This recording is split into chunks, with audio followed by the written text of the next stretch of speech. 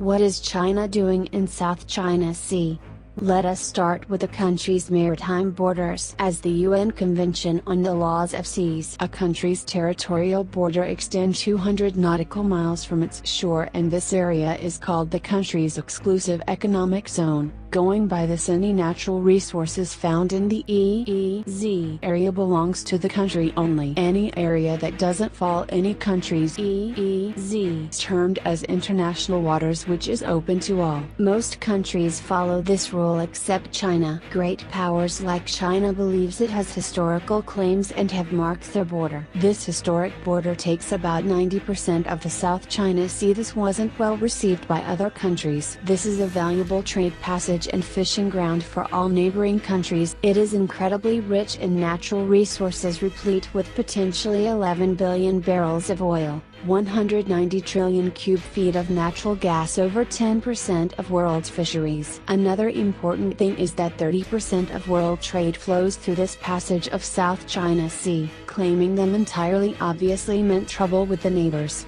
Now this brings us to the Spratly Islands. It's a remote, barely inhabited cluster of islands. The Spratly are both geographically and symbolically at the center of South China Sea. China believes Spratly Islands belong to them. This is exactly the roots of this dispute are hidden, but the matter escalated rather quickly from here. China has been actively directing their effort towards building man-made bases over some of the Spratly Island in the South China Sea since 2014. In March 2017, the Center for Strategic and International Studies confirmed the completion of Chinese man-made island named as the Fiery Cross.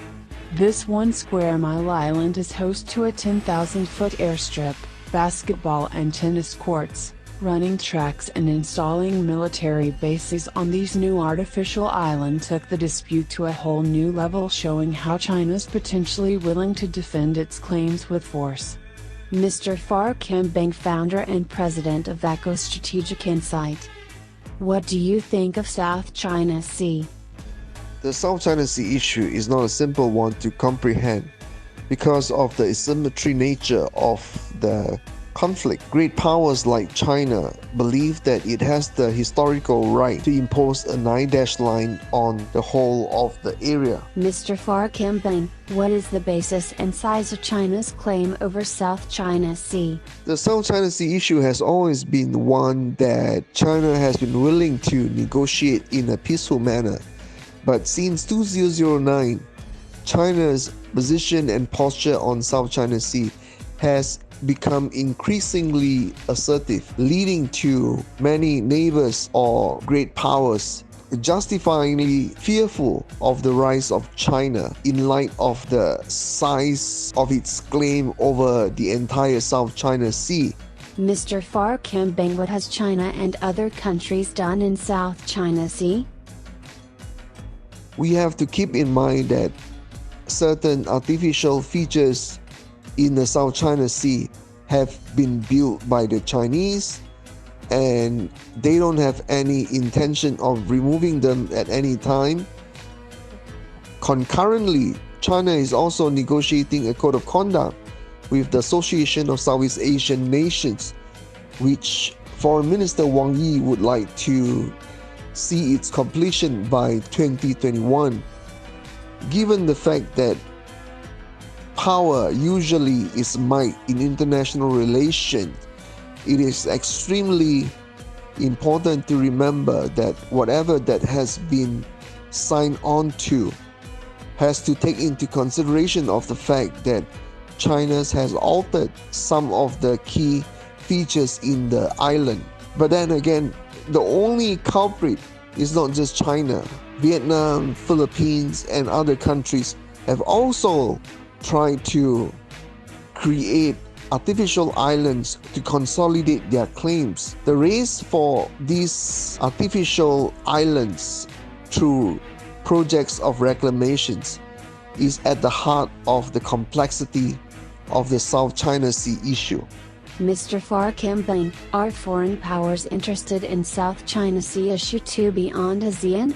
For what it's worth, the South China Sea issue is one that is extremely complicated because it is now a conflict that involves not just the member states of ASEAN who have a claim on South China Sea with China, but it is potentially an area of interest also to external great powers, especially the United States, India, Japan, and Australia, not excluding New Zealand too. All of these countries insist that South China Sea should have freedom of navigation because the maritime bond trade on South China Sea verges on $5 trillion every year. Mr. Far Kambing, will anyone pick a side in this major contest?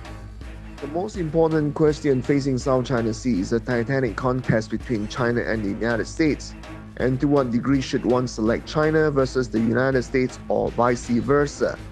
The most ideal solution to all countries in Southeast Asia is not to have to make such an acute choice, but to have the best of both worlds, to work closely with the United States and China respectively.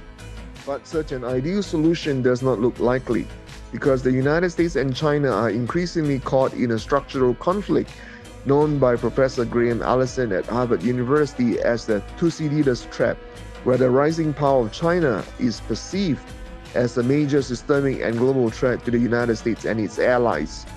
South China Sea can become a hot war. Countries involved in the conflict has to handle it with extreme care. That is the will and the aspirations of all people in Southeast Asia. And I'm very sure in China and other great powers too.